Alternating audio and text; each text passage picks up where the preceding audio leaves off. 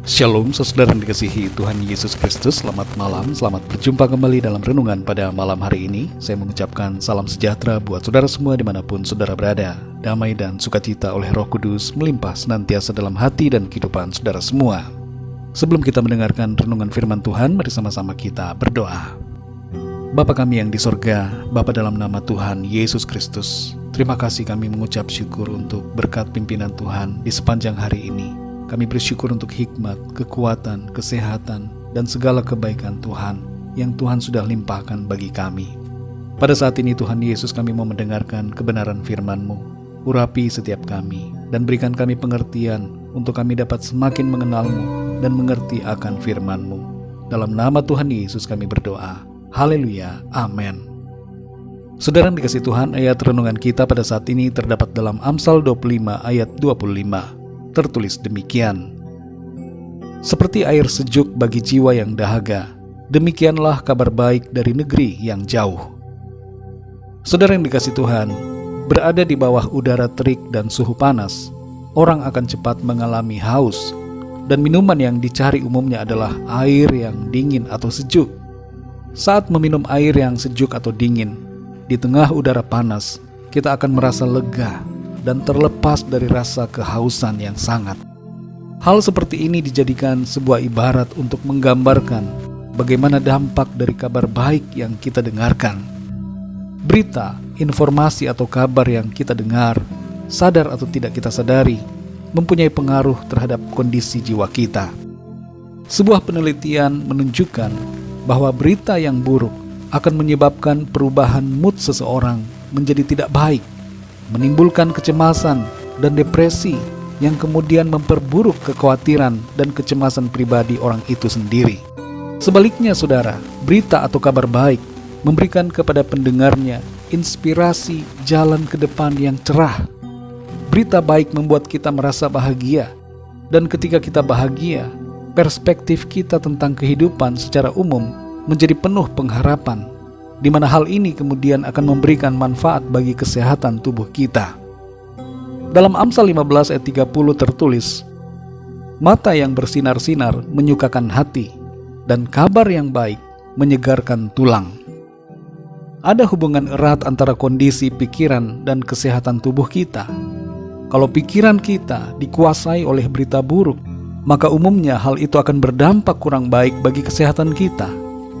Tapi kalau pikiran kita dipenuhi dengan berita baik, maka kondisi jiwa dan kesehatan jasmani kita juga akan menjadi lebih baik. Saudara yang dikasihi Tuhan, berita yang kita baca atau dengar seringkali berisi hal-hal yang mengintimidasi dan menimbulkan ketakutan, karena fokus dari pembuat berita itu adalah untuk membuat kita menjadi cemas. Tapi jangan kita menjadi bodoh saudara dengan hanya mengkonsumsi berita yang menimbulkan kekhawatiran. Fokuskan diri kita pada kabar baik. Dan terlebih daripada itu saudara, fokuskan diri kita pada kebenaran janji firman Tuhan. Firman Tuhan adalah kabar yang baik bagi jiwa kita, dan yang menuntun kita kepada keselamatan dan kehidupan yang kekal. Sekalipun ada masalah dan persoalan, atau ada situasi yang mencekam di dunia ini, tapi kita hendaknya ingat bahwa ada janji penyertaan Tuhan atas kita semua. Dalam Mazmur 23 ayat yang keempat dikatakan, sekalipun aku berjalan dalam lembah kekelaman, aku tidak takut bahaya, sebab Engkau besertaku. Meskipun ada kabar-kabar buruk yang terdengar, kita hendaknya mengingat janji Tuhan dalam Matius 28 ayat 20 yang berkata, Aku menyertai kamu senantiasa sampai kepada akhir zaman. Ingatlah saudara akan rencana Tuhan bagi kita yang tertulis dalam Yeremia 29 ayat yang ke-11. Di situ dikatakan, sebab aku ini mengetahui rancangan-rancangan apa yang ada padaku mengenai kamu. Demikianlah firman Tuhan, yaitu rancangan damai sejahtera dan bukan rancangan kecelakaan, untuk memberikan kepadamu hari depan yang penuh harapan. Mari saudara yang dikasihi Tuhan, fokuskan diri kita pada kabar baik dari sorga. Firman Tuhan selalu menyegarkan dan memberikan kekuatan bagi kita untuk menjalani kehidupan ini dengan sukacita, iman, dan pengharapan. Mari kita berdoa, saudara. Bapa kami yang di sorga, Bapa, dalam nama Tuhan Yesus Kristus, kami mengucap syukur untuk firman-Mu yang berbicara kepada kami, memberikan kami pemahaman untuk kami tidak terfokus kepada kabar-kabar buruk yang kami dengar, yang disodorkan, yang ditawarkan kepada kami. Tapi kami mengingat dan fokus kepada janji kebenaran firman-Mu. Ada begitu banyak perkara baik, perkara luar biasa yang Tuhan nyatakan dalam kehidupan kami. Dan kami menyadari, Tuhan, bahwa sekalipun ada hal-hal yang kelihatannya mencemaskan di dunia ini, tapi kami mempunyai pengharapan di dalam Engkau, Tuhan. Ada kabar baik dari sorga, kabar baik dari Tuhan, yaitu janji firman-Mu yang Tuhan sediakan bagi kami, anak-anak-Mu yang percaya dan mengasihi Tuhan.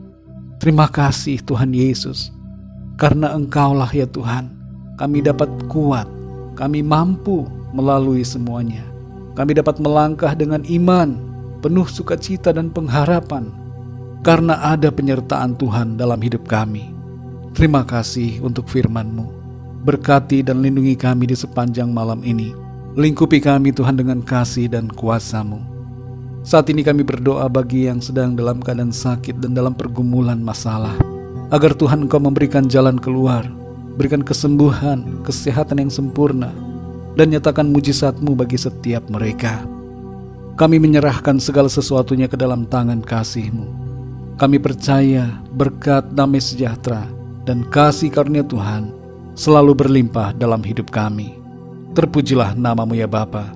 Hanya dalam nama-Mu yang kudus, nama Tuhan Yesus Kristus, kami sudah berdoa dan mengucap syukur. Haleluya. Amin. Puji Tuhan, saudara yang dikasihi Tuhan, saya percaya firman Tuhan menjadi berkat dan kekuatan buat saudara semua, dan Roh Kudus akan menolong saudara untuk lebih lagi memahami kebenaran firman Tuhan. Tuhan Yesus memberkati saudara semua. Selamat malam, selamat beristirahat, dan sampai jumpa dalam renungan yang berikutnya. Haleluya.